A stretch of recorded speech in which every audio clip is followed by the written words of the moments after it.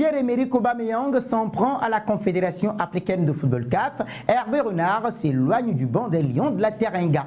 Bonsoir à tous et merci de nous suivre sur Afrique Sport pour l'essentiel de l'actualité footballistique de ce vendredi 25 octobre 2024. Nous l'ouvrons avec Raoul Savoy. Selon nos confrères de Sport News Africa, l'entraîneur suisse a été évincé du banc des Bamara de Bangui à moins d'un mois des matchs fatidiques pour les ultimes journées de qualification, 5e et 6e journée à la qualification pour la CAN 2025 contre le Lesotho et le Gabon. Pour l'heure, aucune annonce n'a été faite à ce sujet du côté de la Fédération centrafricaine de football, FCF. Néanmoins, on confirme bien ce changement d'entraîneur au profit de l'ex-capitaine de l'équipe nationale, Elo Genza Yamissi, 29 sélections en but, pour assurer l'intérim, précise la même source. S'étant enquise de la situation auprès du principal intéressé, cette dernière informe que le natif de Sainte-Croix dit ne pas être au courant de cette décision. Rappelons qu'il entraînait sans être payé bien souvent. Nous poursuivons cette édition, les amis, avec la Fédération algérienne de football FAF. À l'approche de la dernière fenêtre internationale de l'année, la FAF, Fédération algérienne de football, a dévoilé les dates et les lieux de ces derniers matchs contre la Guinée équatoriale et le Libéria, comptant pour les dernières journées de la CAN 2025. Ainsi, le déplacement chez le Nzanlang national s'effectuera à l'Estadio de Malabo le 14 novembre, après Oran en septembre dernier et Annaba en octobre. Les Verts recevront les Lone Stars pour leur dernière confrontation de l'année 2024 le 17 novembre au stade Hussein Ait Ahmed de Tizi Ouzou en Kabylie, comme rapporté par les soins d'Afrique Foot il y a quelques semaines. Pour rappel, le nouvel écran 50 000 places a été inauguré le 10 juillet dernier par le président de la République, Abdelmadjid Tebboune. Il a été baptisé au nom d'Hussein Ait Ahmed, héros de l'indépendance et ancien homme politique algérien décédé en 2015. L'idée des dirigeants est de rester loin d'Alger où des sifflets descendus des tribunes en juin dernier lors de la défaite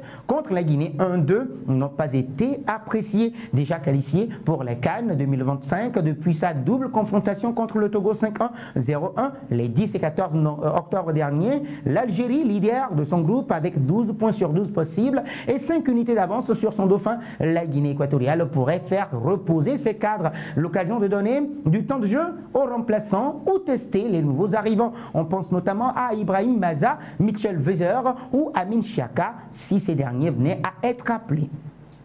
Nous enchaînons, les amis, avec Patrice Motsepe, élu président de la Confédération africaine de football CAF. Eh bien oui, en mars 2021, à la suite d'Ahmad Ahmad, eh bien oui, le Sud-Africain Patrice Motsepe sera candidat à sa propre succession à l'occasion de l'élection pour la présidence de l'instance prévue début 2025. Cette annonce intervient quelques jours après la 46e Assemblée générale ordinaire de la CAF qui s'est tenue mardi dernier à Addis Abeba en Éthiopie. Celle-ci a été marqué par le vote d'une mesure abolissant la limite d'âge de 70 ans pour se présenter à des postes clés de l'instance, dont celui de président. Elle ne concerne pas directement Patrice Motsepe, âgé de 62 ans, mais ouvre la porte quand même à une concurrence accrue avec le possible retour de vieux dinosaures comme l'Égyptien Khani Abdou Rida, 71 ans, l'Ivoirien Jacques Anouma, 73 ans, le Sud-Africain Dani Jordan, 73 ans, et l'Algérien Mohamed Raoura, 77 ans. Jusqu'à présent, Patrice Motsepe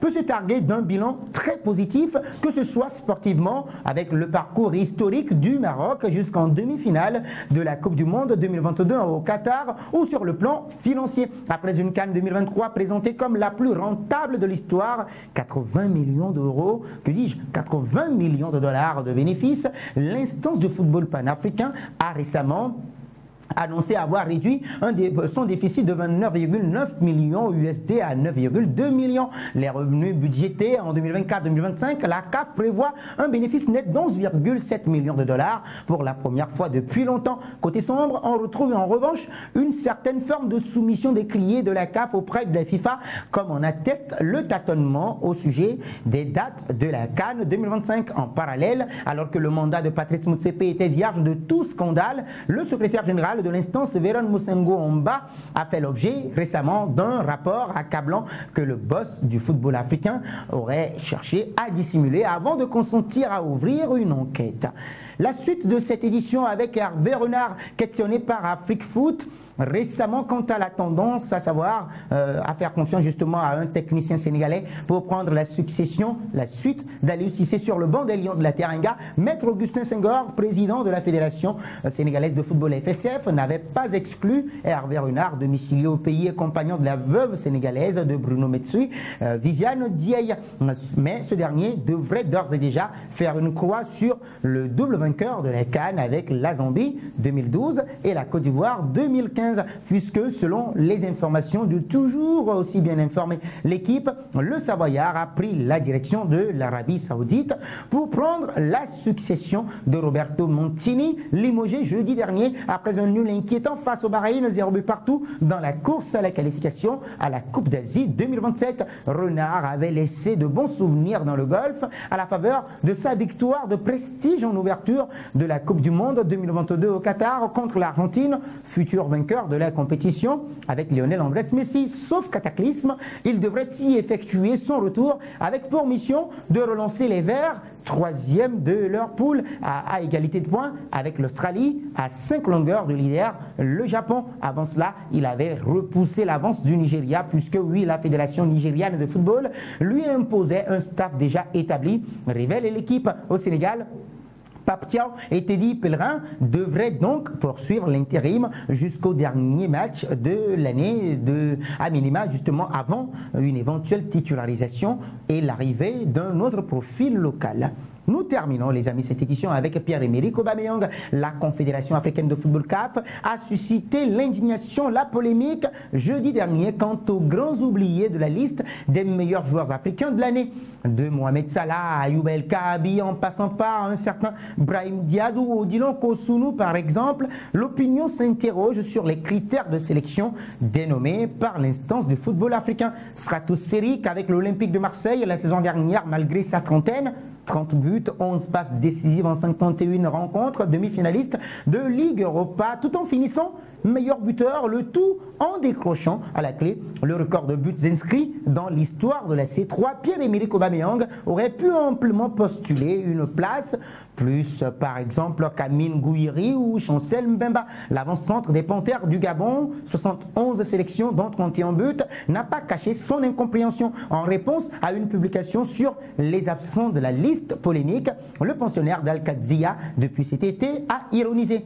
Et le top 6, let's go. Ah, non merde, c'est le top 6 de ceux qui n'y sont pas, a-t-il dans un premier temps rayé avec des émojis bien sentis, puis d'en rajouter une couche avec l'émoji étonné. Peut-être on est des joueurs de squash, comme pour souligner un manque de reconnaissance de la part du jury qui sélectionne les joueurs. Pour rappel, Pierre-Emerick Aubameyang a remporté le Ballon d'Or africain à une seule reprise en 2015 au terme d'une saison ultra prolifique au Borussia Dortmund, mais statistiquement en dessous de sa QV 2023-2024. Il avait marqué 25 buts et offert 11 assists en 26 matchs. C'est dire tout simplement l'amertume de Pierre-Emerick Aubameyang. Point final à cette édition, merci de l'avoir suivi, mais avant de nous quitter, n'oubliez surtout pas de vous abonner sur Afrique Sport, d'activer la cloche de notification pour ne rien rater de l'actualité footballistique.